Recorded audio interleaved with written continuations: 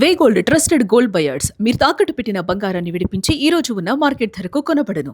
Ukraine Russia మధ్య భీకర యుద్ధం కొనసాగుతోంది. యుక్రెయిన్ రాజధాని కీవ్ పై రష్యా దళాలు విరుచుకుపడ్డాయి. అర్ధరాత్రి అకస్మాత్తుగా డ్రోన్లు, బాలిస్టిక్ క్షిపణులతో అటాక్ జరిగింది. ఈ నేపథ్యంలో కీవ్లోని నివాస భవనాలు తీవ్రంగా దెబ్బతిన్నాయి. ఎయిర్ రైడ్ సైరన్లు మోగడంతో అండర్ గ్రౌండ్లు, భూగర్భ మెట్రో స్టేషన్లలో జనం తలదాచుకున్నారు. రష్యా దాడిలో 15 మంది మృతి చెందగా పదుల సంఖ్యలో తీవ్రంగా గాయపడినట్లుగా సమాచారం అందుతోంది. ఇటీవల కాలంలో రష్యా ఇంధన మౌలిక సదుపాయాలు మాస్కోను లక్ష్యంగా చేసుకుని దాడులు చేసింది యుక్రెయిన్. లాంగ్ రేంజ్ డ్రోన్ల దాడులకు తీవ్రంగా ప్రతీకారం తీర్చుకుంది రష్యా. ఒకవైపు చర్చలకు సిద్ధమంటూనే దాడులు చేసుకుంటున్నాయి ఇరుపక్షాలు. 2022 ఫిబ్రవరి 24న రెండు దేశాల మధ్య మొదలైనటువంటి యుద్ధం ఇప్పటి వరకు కూడా ఆగలేదు. యుద్ధంలో ఇప్పటి వరకు దాదాపు 6 లక్షల మంది మృతి చెందినట్లుగా సమాచారం.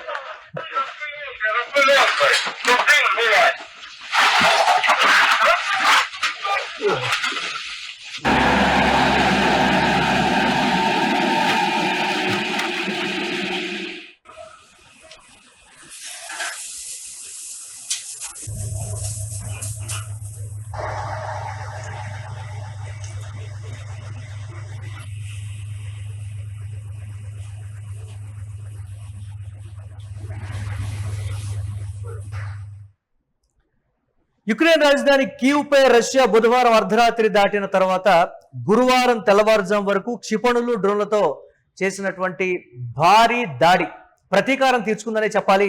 రష్యా వరుస పేలులతో నగరం గంటల పాటు దద్దరిల్లింది. తీవ్రమైనటువంటి దాడులతోటి కీవ్ ఒక్కసారిగా ఉలిక్కిపడింది. తీవ్ర ఆస్తి నష్టం అయితే సంభవించింది. దాదాపుగా 15 మంది మృతి చెందారు, పదుల సంఖ్యలో గాయపడ్డట్లుగా అయితే తెలుస్తోంది.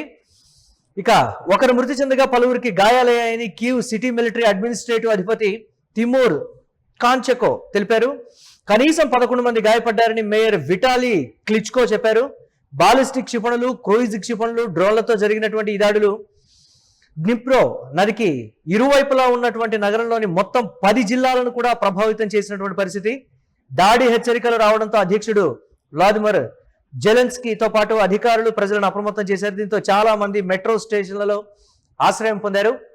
భూగర్భాలలో కూడా కొన్ని డెల్ లాంటివి ఏర్పాటు చేసుకొని ఉన్నారు. ఈ నేపథ్యంలో సైరన్ మోగగానే తమ ప్రాణాలను కాపాడుకోవడానికి రాజధాని కీవ్లో ఉన్నటువంటి మెట్రో స్టేషన్లు కావచ్చు, భూగర్భ ప్రదేశాల్లో కావచ్చు తలదాచుకున్నటువంటి సిచ్యువేషన్. జెలెన్స్కీతో పాటుగా అంటే ఆ స్థాయిలో కీవ్ నగరం మీద డ్రోన్లతోటి, అలాగే భీకరమైనటువంటి బాలిస్టిక్ క్షిపణులతోటి, అంటే లాంగ్ రేంజ్ రష్యా ప్రయోగించింది.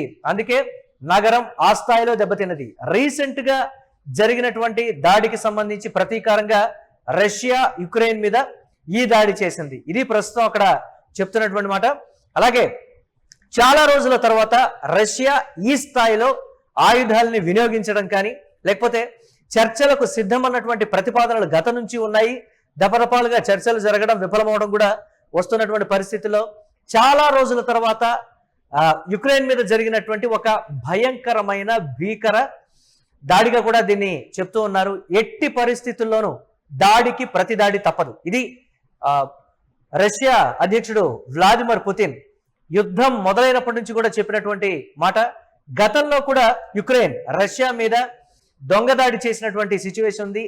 ఆ దేశంలోకి డ్రోన్లను పంపి ఒక లారీలో, ట్రక్కులో, అంటే రష్యాలో స్థిరపడ్డటువంటి యుక్రెయిన్ దేశస్థుడితోటి ములాఖత్ అయ్యి అక్కడ చేసినటువంటి ఆ దాడి, ఆ రోజు తర్వాత ఈ దాడినే తీవ్రంగా కూడా పరిగణిస్తున్నటువంటి పరిస్థితి ఉంది యుక్రెయిన్లో. ఆ స్థాయిలో రష్యా భీకరమైనటువంటి దాడికి పాల్పడింది. అయితే ఇటీవల వారాల్లో కీవ్ పై రష్యా దాడులను మరింత పెంచింది. మరోవైపు రష్యాలోని సైనిక స్థావరాలు, ఇంధన కేంద్రాలపై యుక్రెయిన్ దీర్ఘ శ్రేణి డ్రోన్లతో ఎదురుదాడులు కూడా కొనసాగిస్తోంది. వాటి వల్ల రష్యాలో ఇంధన కొరత ఏర్పడడంతో పాటు సరఫరా వ్యవస్థ కూడా పూర్తిగా దెబ్బతినేటువంటి పరిస్థితికి వచ్చింది. రాజధానిపై శత్రువు తీవ్ర దాడి కొనసాగుతోందని క్లిచ్కో చెప్పారు. ప్రజలు సురక్షిత ప్రాంతాల్లో ఉండాలని సూచించారు. ఇక 5గురు గాయపడ్డారని, కొన్ని జిల్లాల్లో గాయపడినటువంటి వారిలో ఒక పారామెడిక్ పరిస్థితి అత్యంత విషమంగా ఉందన్నట్లు కూడా సమాచారం. డెస్నియాన్స్కీ జిల్లాలో 9 అంతస్తుల నివాస భవనం దెబ్బతినడంతో కొందరు లోపల చిక్కుకుపోయారని చెప్పారు. సహాయక బృందాలు అక్కడికి చేరుకున్నాయని వెల్లడించారు. హాలోసివ్స్కీ జిల్లాలో బహుళంతస్తుల భవనం పైకప్పుపై మంటలు చెలరేగాయని కూడా చెప్తూ ఉన్నారు. ఇరు దేశాల్లో కూడా యుద్ధం ఎప్పుడు ఆగుతుంది? ఒక్క రోజైనా ఒక్క బాంబు పడకుండా ఉందా? ఎక్కడో ఒక దగ్గర పేలుడు, ఉలికి పట్టం, ప్రశాంతత లేని జీవితం. ప్రస్తుతం రష్యా సరిహద్దుల్లో కావచ్చు, రష్యాలోని కొన్ని ప్రాంతాలు, యుక్రెయిన్లోని పూర్తిగా ఈ ప్రాంతం ఆ ప్రాంతం అని లేకుండా ప్రతి చోట కూడా బాంబులు పడ్డటువంటి పరిస్థితి ఉంది. 2022 ఫిబ్రవరి 24న మొదలైనటువంటి ఆస్తి నష్టం, ధ్వంసం ప్రక్రియ ఇప్పటికీ కొనసాగుతోంది. పూర్తిగా యుక్రెయిన్లో మాత్రం నిర్మాణాలు చేపట్టనటువంటి పరిస్థితి ఉంది. ఒకవేళ చేపట్టినా టార్గెట్ చేస్తే పరిస్థితి ఏంటి? మొత్తం ఎక్కడికక్కడ ఆ స్థాయిలో మనం చూస్తున్నాం. శిథిలాలు కావచ్చు, శవాల దిబ్బలు కావచ్చు, సగం కూలిపోయినటువంటి భవంతులు ఎక్కువగా కనపడటం, వీడియో ఫుటేజ్లు కూడా విడుదలవుతున్నాయి.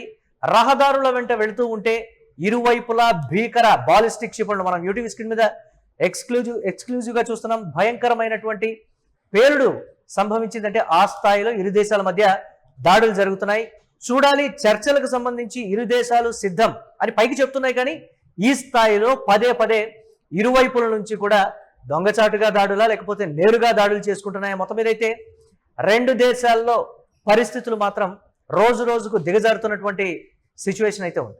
చూడాలి ఏ విధంగా ఉండబోతుంది.